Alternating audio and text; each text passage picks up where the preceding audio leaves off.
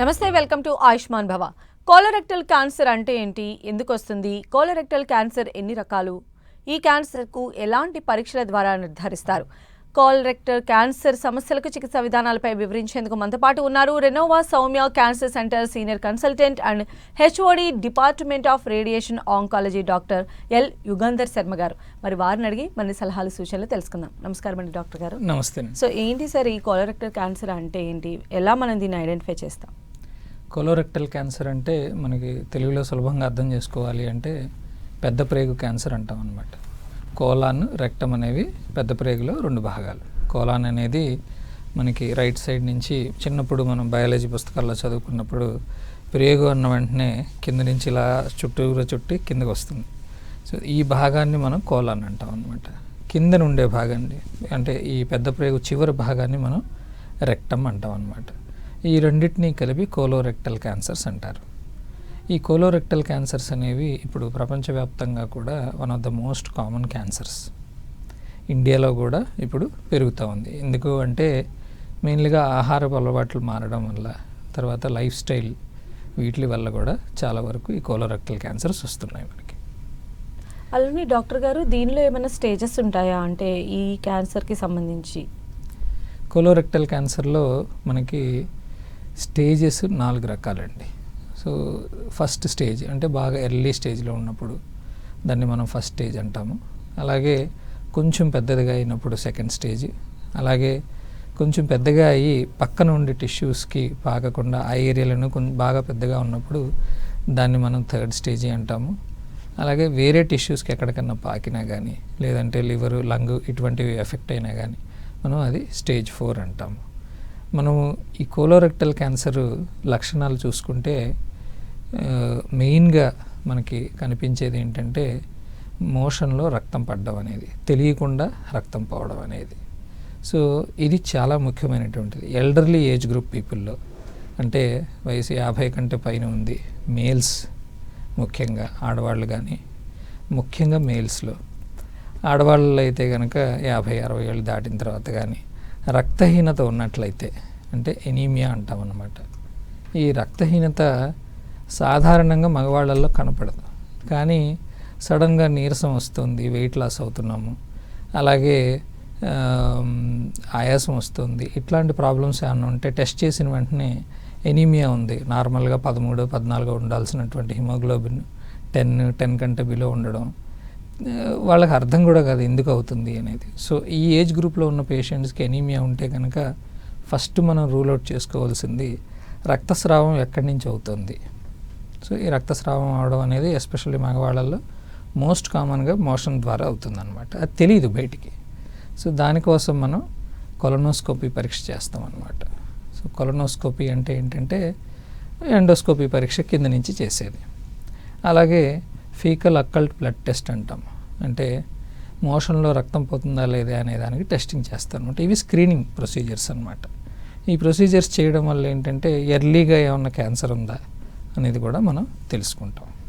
అయితే డాక్టర్ గారు, మీరు చెప్తూ ఉన్నారు అంటే బ్లడ్ లాస్ అనేది ఉంటుంది వీళ్ళకి అని చెప్పి, అదే మేజర్ సిమ్టమా, ఇంకా ఇతర సిమ్టమ్స్ ఏమైనా ఉంటాయా? అంటే స్టేజ్ వైజ్ సిమ్టమ్స్ ఏమైనా ఎక్స్ప్లెయిన్ చేయగలుగుతారా?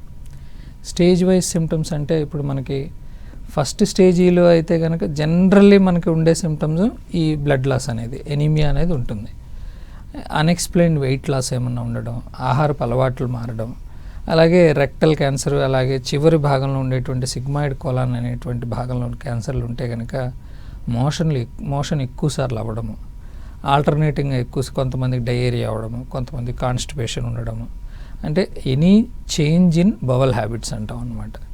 అంటే మోషన్ వెళ్ళే విధానంలో కానీ, మోషన్ వచ్చేటప్పుడు బ్లడ్ కనపడ్డం కానీ, ఎక్కువగా మ్యూకస్ లాగా పడడం కానీ, ఇట్లాంటివి ఏమన్నా ఉంటే కూడా మనం క్యాన్సర్ ఉందా లేదా అనేది ఒకసారి నిర్ధారణ చేసుకోవాలి. సో ఇవి జనరల్గా ఉండేటువంటి సిమ్టమ్స్ అన్నమాట. స్టేజ్ 1 సిమ్టమ్స్ అంటే ఆల్మోస్ట్ ఏమీ ఉండవు. జనరల్గా స్టేజ్ 1లో ఉండే పేషెంట్స్కి మనం స్టేజ్ 1లో ఎప్పుడు కనుక్కుంటామంటే స్క్రీనింగ్ ప్రొసీజర్స్ కరెక్ట్గా చేసినప్పుడు జనరల్గా స్టేజ్ 1లో కనుక్కుంటూ ఉంటాం. సాధారణంగా స్టేజ్ 2లో ఆర్ స్టేజ్ 3లో కనుక్కుంటాం. అప్పటికి ఈ సిమ్టమ్స్ ఉంటాయి, ఇందాక చెప్పినట్లుగా ఎనీమియా ఉండడం కానీ, లేదంటే మోషన్ వెళ్ళే హ్యాబిట్స్లో మార్పులు రావడం కానీ ఇవి ఉంటాయి. అలాగే స్టేజ్ 4 పేషెంట్స్ అంటే ఎక్కడన్నా మనకి పాకితే, లివర్కి పాకితే జాండీస్ అది ఉండడం కానీ, లేదంటే బోన్స్కి పాకితే బోన్ పెయిన్ అది ఉండడం కానీ, చాలా ఎక్కువ రక్తం పోవడం కానీ, పెల్విక్ పెయిన్ అంటాం, అంటే ఎస్పెషల్లీ రెక్టల్ క్యాన్సర్స్లో ఆ ఉన్న చోట చాలా పెద్దగా అవుతుంది. పెద్దగా అయినప్పుడు సడన్గా మోషన్ ఆగిపోవడం, అంటే పేగు అడ్డుపడిపోవడం అంటాం అనమాట. సో కొంచెం అడ్వాన్స్ స్టేజెస్లో పేగు అడ్డుపడిపోవడం, ఎమర్జెన్సీలోకి రావడం, అలాగే పేగు చిల్లు పడిపోవడం కూడా జరుగుతూ ఉంటుంది. అలానే డాక్టర్ గారు, అంటే ఇప్పుడు సిమ్టమ్స్ గురించి మాట్లాడుకున్నాం కాబట్టి ఇది ఎక్కువగా ఎల్డర్ పీపుల్కి వస్తుంది అని అంటున్నారు. అంటే యంగర్స్లో మనం ఏదైతే తీసుకునేటువంటి లైఫ్ స్టైల్ మోడిఫికేషన్స్ తేడా ఉన్నట్లయితే అది ఎల్డర్ వైపు రిఫ్లెక్ట్ అవుతుందా, లేదంటే ఏజ్ వాళ్ళైనా దీన్ని బారిన పడే అవకాశం ఉంటుంది? సాధారణంగా టెక్స్ట్ బుక్ డిస్క్రిప్షన్ ప్రకారం మనకు ఎక్కువ వెస్టర్న్ నాలెడ్జే ఉందన్నమాట. సో ఈ వెస్టర్న్ నాలెడ్జ్లో ఏంటి అంటే 55 ఏళ్ళు పైబడిన వాళ్ళల్లోనే మనకి రెక్టల్ క్యాన్సర్ కానీ కోలోరెక్టల్ క్యాన్సర్ కానీ వచ్చేటువంటి అవకాశం ఉంది అని మనం అనుకుంటూ ఉంటాం.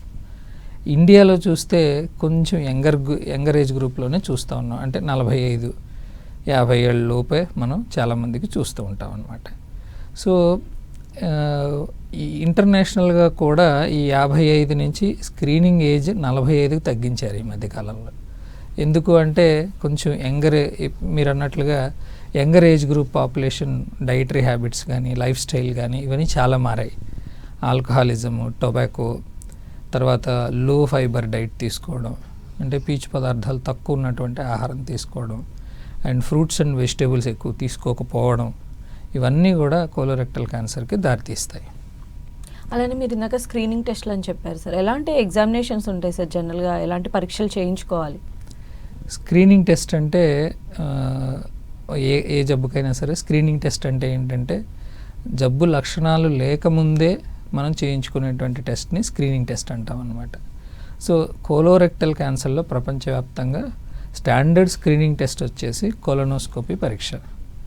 45 ఏళ్ళు పైబడిన మగవాళ్ళలోను, ఆడవాళ్ళలోను, ఇంకా కొన్ని దేశాల్లో అయితే 50 ఏళ్ళు పైబడిన మగవాళ్ళలోను, ఆడవాళ్ళలోను ఇయర్లీ వన్స్ కొలనోస్కోపీ టెస్ట్ అనేది ఖచ్చితంగా చేయించుకుంటూ ఉంటారు. ఎందుకు అంటే ఈ హై రిస్క్ గ్రూప్స్ని మనం ఐడెంటిఫై చేయడానికి అవకాశం ఉంటుంది.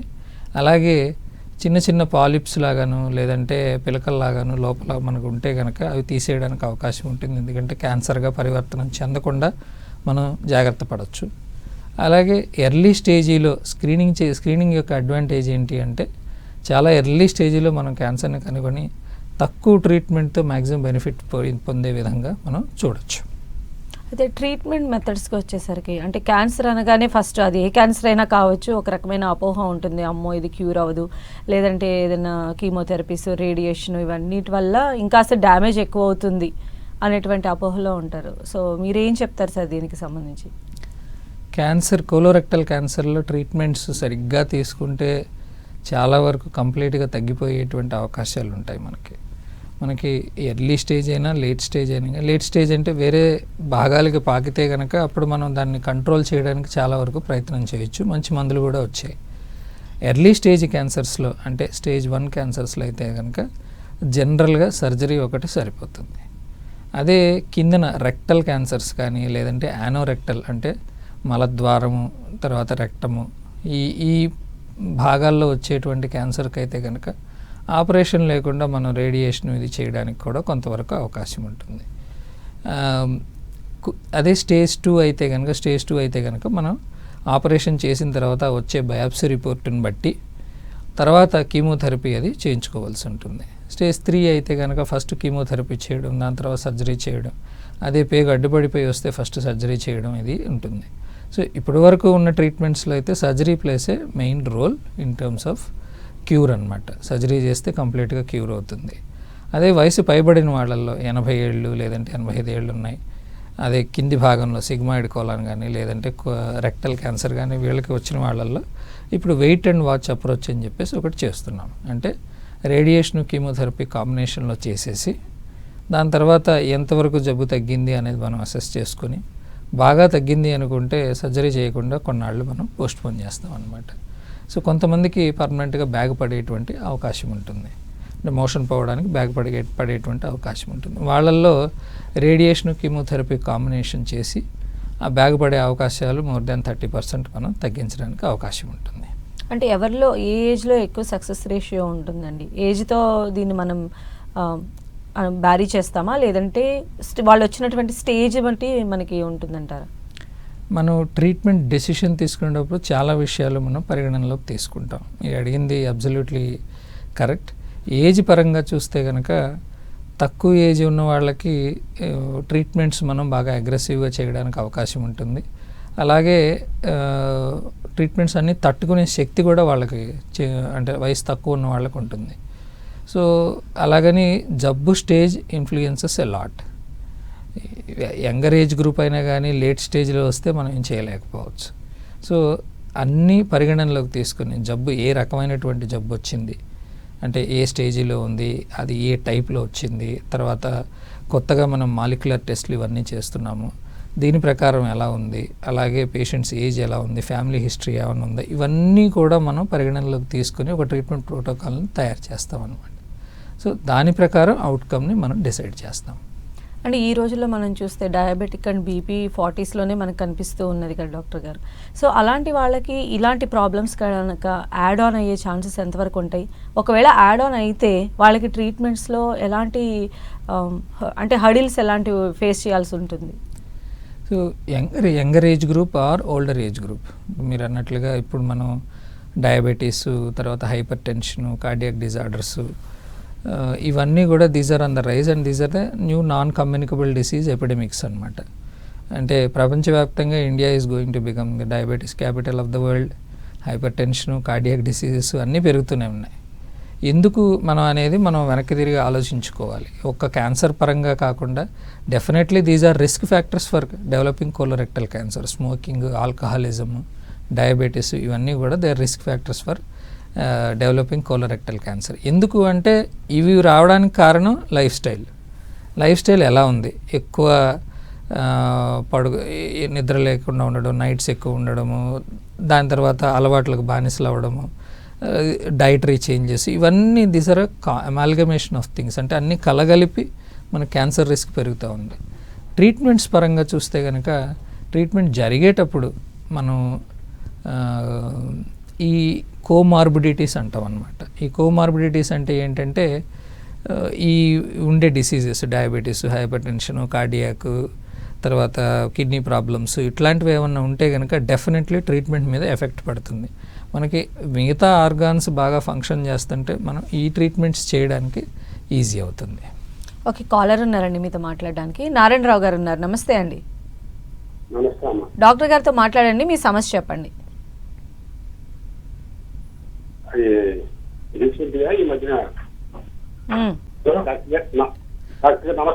నమస్కారం అండి, చెప్పండి.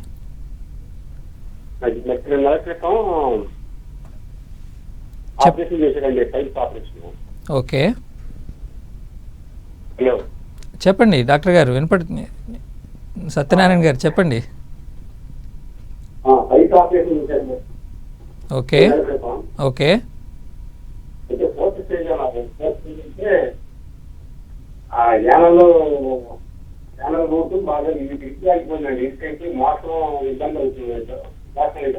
ఓకే బాగా టైట్ అయితే మాత్రం బాగా పెయిన్ వచ్చేస్తుంది. ఓకే జల్లించి పిల్లలు నోట్ చేసుకుని అప్లై చేయమన్నారు. ఓకే అది కొన్ని ఎక్సర్సైజ్ చెప్పారు, దాని ఎక్సర్సైజ్. ఓకే అది చేస్తున్నానండి. ఓకే అది యానల్ రూట్ కొంచెం ఏమైనా వేడి ఉంటుందా నాకు? జనరల్గా పైల్స్ ఆపరేషన్ అయిన తర్వాత యానల్ స్పింక్టర్ అంటాం అనమాట. అంటే మలద్వారం దగ్గర ఉండేటువంటి కండరం అంటాం అనమాట. అది యానల్ స్పింక్టర్. ఈ పైల్ సర్జరీ అయిన తర్వాత ఒక్కొక్కసారి కొంతమందికి అది గట్టి పడ్డము, తర్వాత గట్టిగా కాంట్రాక్ట్ అయిపోయి అలాగే ఉండిపోవడం జరుగుతూ ఉంటుంది. అక్కడ పుండు మానినంత వరకు ఈ ప్రాబ్లం అనేది కొంతవరకు ఫేస్ చేయవలసి వస్తుంది. జనరల్లీ ఏ మందు అవసరం లేకుండా సింపుల్గా మీకు చెప్పినటువంటి ఈ ఎక్సర్సైజెస్, తర్వాత ఆయింట్మెంట్స్, ఈ జెల్స్ ఇవి వాడితే సరిపోతుందండి. మనం కంగారు పడాల్సిన అవసరం లేదు. ఓకే, అంటే ఇప్పుడు ఈ కోలరెక్టల్ క్యాన్సర్ ఇలాంటి సమస్యలకి ఏమైనా లీడ్ అవుతుంది అంటారా, లేకపోతే ఇవన్నీ సెపరేట్? కొంతవరకు లీడ్ చేయొచ్చండి. ఈ రెక్టల్ రీజియన్ అంటాం అనమాట. అంటే ఇందాక చెప్పినట్టుగా మోషన్ పెద్ద ప్రేగు చివరి భాగాన్ని రెక్టం అంటాము. రెక్టం కింద మలద్వారం ఉంటుంది, యానల్ కెనాల్. సో పైన కనుక గ్రోత్ ఉంటే, అంటే రెక్టంలో గ్రోత్ ఉంటే కనుక కింద మనకి మలద్వారంలో పైల్స్ కనబడేటువంటి అవకాశం ఉంటుంది. అలాగని ప్రతి పైల్స్ ఉన్న పేషెంట్కి క్యాన్సర్ రూల్ అవుట్ చేసుకోవాల్సిన అవసరం లేదు. ఎక్కువ కాలం ఉండి బ్లీడింగ్ ఎక్కువ అవుతుంది అంటే మాత్రం పైనుంచి ఏమన్నా బ్లీడ్ అవుతుందా ఏంటి అనేది చూసుకోవాల్సి ఉంటుంది. ఓకే, అయితే ఇందాక మీరు చెప్తున్నారు అంటే ఏదైనా స్టేజ్ 4 వరకు వచ్చి ఇతర ఆర్గాన్స్కి ఎఫెక్ట్ అయితే అది కొంచెం సివియర్గా ఉంటుంది దాని ఇంటెన్సిటీ అంటున్నారు. జనరల్గా ఫస్ట్ అలా ఇతర ఆర్గాన్స్లో ఏది ఎక్కువ ఇంపాక్ట్ అవుతుందంటారు ఈ కోలరెక్టల్ క్యాన్సర్ వల్ల? కోలోరెక్టల్ క్యాన్సర్లో సాధారణంగా first organ to be affected generally is liver అండి. సో ఈ లివర్కి స్ప్రెడ్ అయితే కనుక అది ఎంత మోతాదులో స్ప్రెడ్ అయింది ఏమిటి అనేది మనం చూసుకుంటాం. అదే ఓన్లీ ఒక్క చోట స్ప్రెడ్ అవ్వడం ఇట్లాంటివి ఉంటే కనుక అటువంటి పేషెంట్స్ని ఆలిగోమెటాస్టాటిక్ కోలాన్ క్యాన్సర్ అంటాం అనమాట. సో అంటే స్ప్రెడ్ అయింది కానీ తక్కువ మోతాదులో స్ప్రెడ్ అయింది అని అర్థం అనమాట. వీళ్ళని ఏంటంటే మనం కంప్లీట్ క్యూరేటివ్ ఇంటెంట్తోనే మనం ట్రీట్ చేస్తాం. అంటే జబ్బు పూర్తిగా తగ్గిపోవాలి అనే ఉద్దేశంతోనే మనం ట్రీట్మెంట్ చేస్తాం.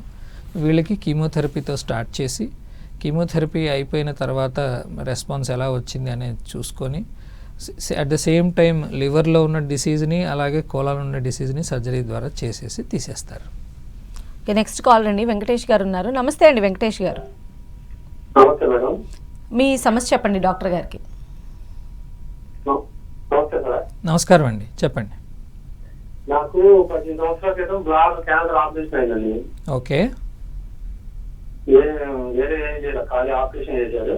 ఓకే వేరే ప్రాబ్లం ఏం రాలేదు. తర్వాత ఇన్ఫెక్షన్ వచ్చింది. ఓకే తర్వాత అప్పుడు హైదరాబాద్ లోనే ఉన్నానండి. ఓకే తర్వాత మా గుంటూరు వచ్చిన తర్వాత ప్రాబ్లం అనేది మామూలుగానే ఉంది. తర్వాత కిడ్నీలో రాదొచ్చి కిడ్నీ పోయిందండి, లెఫ్ట్ సైడ్. ఓకే అంతకుముందు ఒక కిడ్నీలో రాళ్ళు తీపిచ్చారండి. ఓకే అదే ఆపరేషన్ అయినప్పుడే. ఓకే మళ్ళీ వచ్చినాయి. ఓకే మళ్ళీ వచ్చినప్పుడు కిడ్నీ పోయిందండి. ఓకే మళ్ళీ ఇప్పుడు రైట్ సైడ్ కిడ్నీ అమ్మది గతంలోనే 7 సంవత్సరాల క్రితం చెప్పారండి. అది ఏం కాదు కనుక అన్నారు. ఓకే అప్పుడు నా పరిస్థితి బాగాలేదు. ఇప్పుడు అది పెద్దదయ్యి కిడ్నీ అమ్మది క్యాన్సర్ లాగా మా ఏర్పడింది అంటున్నారు. ఓకే ఓకే సెకండ్ స్టేజ్ అన్నారు. ఓకే ఓకే సో ఏం చేయాలి అని అడుగుతున్నారా అండి? ఓకే, ఇప్పుడే నాకు తెలిసింది. మొన్న నరువులు నొప్పి వచ్చిందండి. మొన్న ఓకే ఓకే నరువులు నొప్పి వస్తే హాస్పిటల్కి వెళ్ళా. ఓకే ఓకే ఓకే ఇది పరిస్థితి చేశారు. ఓకే ఓకే సో ఇప్పుడు మీకు ఫస్ట్ బ్లాడర్ క్యాన్సర్కి సర్జరీ అయింది అన్నారు, అంతే కదా? అయిందండి. సో సో ఇప్పుడు లెఫ్ట్ సైడ్ కిడ్నీ కూడా తీసేశారని చెప్పారు. కిడ్నీ తీసేశారండి.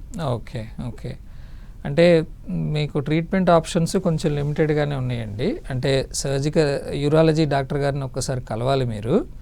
సర్జికల్గా ఏమన్నా చేయగలరా లేదా అనేది కూడా చూసుకోవాలి. గడ్డ ఎంత పెద్దది, కిడ్నీని ఏమన్నా మనం సేవ్ చేయగలమా ఏంటి అనేది కూడా మనం ఒకసారి చూసుకోవాలి. దాని తర్వాత ఒకవేళ సర్జరీ చెయ్యని పక్షంలో ఇప్పుడు కొత్తగా మనకి రేడియేషన్ పద్ధతులు ఇవి కూడా కొన్ని ఉన్నాయండి. కిడ్నీని సేవ్ చేస్తూ మనం కొంతవరకు రేడియేషన్ చెయ్యొచ్చు. అలాగని అందరికీ చేయము, అది that's a very experimental procedure. But definitely surgery opinion తీసుకొని దాని తర్వాత ఇమ్యూనోథెరపీ కానీ లేదంటే కొత్తగా ట్యాబ్లెట్స్ కొన్ని వచ్చాయి, అటువంటివి ఏమన్నా వాడచ్చా, కిడ్నీని ప్రొటెక్ట్ చేసుకుంటూ మనం అటువంటివి ఏమైనా చేయొచ్చా అనేది డిస్కషన్ చేయాలండి. అలానే ఈ గట్ హెల్త్ పైన ఎలాంటి దృష్టి సారించాలండి? వన్స్ ఇది అటాక్ అయిన తర్వాత ట్రీట్మెంట్ తీసుకుంటున్నటువంటి వాళ్ళు ఎలాంటి ప్రికాషన్స్ తీసుకోవాలి? ట్రీట్మెంట్ తీసుకునేటప్పుడు, తీసుకోకముందు, తీసుకునేటప్పుడు, తీసుకున్న తర్వాత మనం 3 భాగాలుగా విభజించవచ్చు. ట్రీట్మెంట్ తీసుకునే ముందు మనం as a doctor or as a treating personal మనం అసెస్ చేయవలసింది ఏంటంటే పేషెంట్ ఆరోగ్యంగా ఎలా ఉన్నారు, ఆరోగ్యపరంగా అంటే న్యూట్రిషనల్ స్టేటస్ ఎలా ఉంది ఏంటి. చాలామంది పేషెంట్స్ ఏంటంటే మనం మోషన్స్తోనూ వీటితోనూ చాలా బాధపడుతూ ఉంటారు. వాటిని మనం ఎలా కంట్రోల్ చేస్తాము అనేది చాలా important. So most common diet modification what we do is put them అనే high fibre and high calorie diet అనమాట. అంటే పేషెంట్కి సరిపడా క్యాలరీస్ ఇస్తామన్నమాట.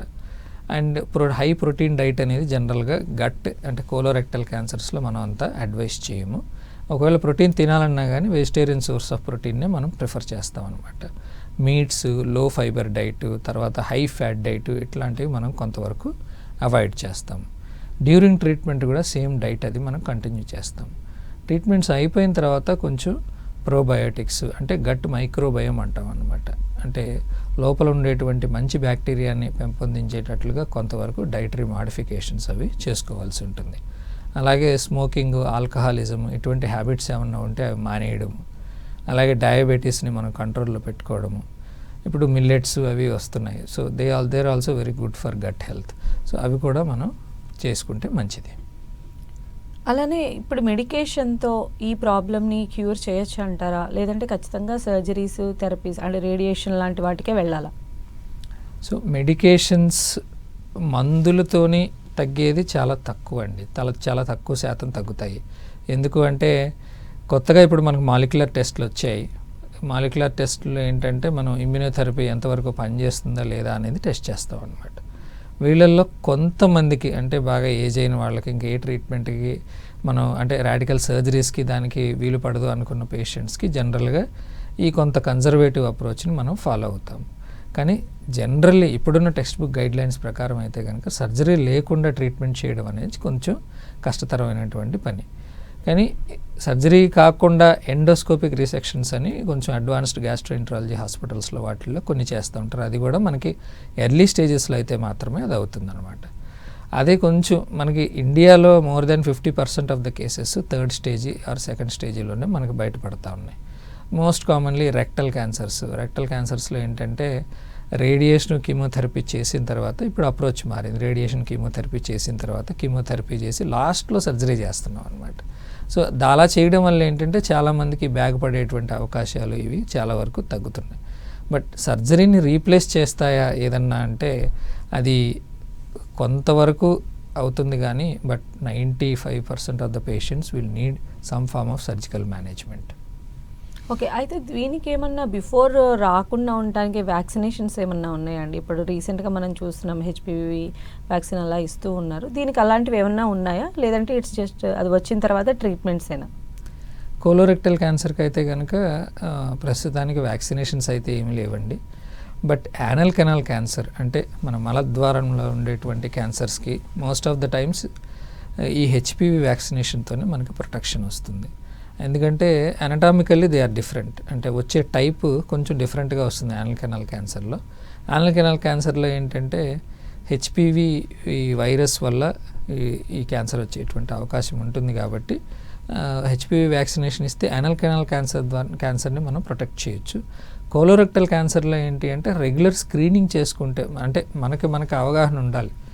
అంటే మోషన్ చేంజ్ అవుతుంది, ఇబ్బంది పడుతున్నాము, లేదంటే నీరసం వస్తుంది, రక్తం ఎందుకు తగ్గుతుంది, ఇట్లాంటివి ఏమన్నా ఉంటే మనం అవగాహన పెంచుకొని మనకు తెలిసిన డాక్టర్ గారి దగ్గరికి ఎవరి దగ్గరికైనా వెళ్ళి మనం పరీక్ష రాయించుకొని అది చేయించుకుంటే ఎర్లీ స్క్రీనింగ్ ప్రొసీజర్ కింద మనం అది ఒక అలవాటుగా మార్చుకుంటే ఇయర్లీ వన్స్ ఒక మంచి డేట్ తీసుకుంటే బర్త్డే తర్వాత రోజు లేదంటే పెళ్లి రోజు తర్వాత రోజు ఏదో ఒక రోజు ఖచ్చితంగా గుర్తుండేటువంటి డేట్ ఒకటి పెట్టుకొని ఇయర్లీ వన్స్ మనం ఆ టెస్ట్లు అవి చేయించుకుంటే ఎర్లీగా ఏమన్నా జరిగితే కనుక మనకి కనపడేటువంటి అవకాశం ఉంది. దాని ద్వారా మనం ప్రొటెక్ట్ చేసుకోవచ్చు మనల్ని మనం. సో రెనోవాలో ఎలాంటి అసెస్మెంట్ ఉంటుందండి ఈ ప్రాబ్లంతో వచ్చినటువంటి వాళ్ళకి? ఎలాంటి అడ్వాన్స్డ్ టెక్నాలజీస్ అందుబాటులో ఉన్నాయి ట్రీట్మెంట్స్? మనం రెనోవాకి ఒకవేళ ఒక పేషెంట్ వస్తే కనుక definitely we can offer colonoscopy with biopsy and further genetic and molecular testing చేస్తాము. చేసిన తర్వాత పేషెంట్ ఏ స్టేజీలో ఉన్నారు అంటే మనం whole body PET CT scan అనేది ఆఫర్ చేస్తాము. చేసిన తర్వాత we have a multi disciplinary tumour board అనమాట. అంటే అందరూ surgeons, medical oncologist, radiation oncologist, pathologist, radiologist అందరం కూర్చొని ఈ పర్టికులర్ పేషెంట్కి ట్రీట్మెంట్ పరంగా ఏ డెసిషన్ తీసుకుంటే బాగుంటుంది అనేది మనం అన్ని ఫ్యాక్టర్స్ మనం పరిగణనలోకి తీసుకొని అప్పుడు డెసిషన్ తీసుకుంటాం అనమాట. రేడియేషన్ పరంగా అయితే కనుక మనకి we have true beam radiation machine with hyper arc అనమాట. It is an advanced radiation machine where we can treat, and chemotherapy and immunotherapy paranga we offer all. Right, thank you so much అండి doctor గారు. Thank you. ఇది వాళ్ళ ఆయుష్మాన్ భవ. చూస్తూనే ఉండండి 10 TV.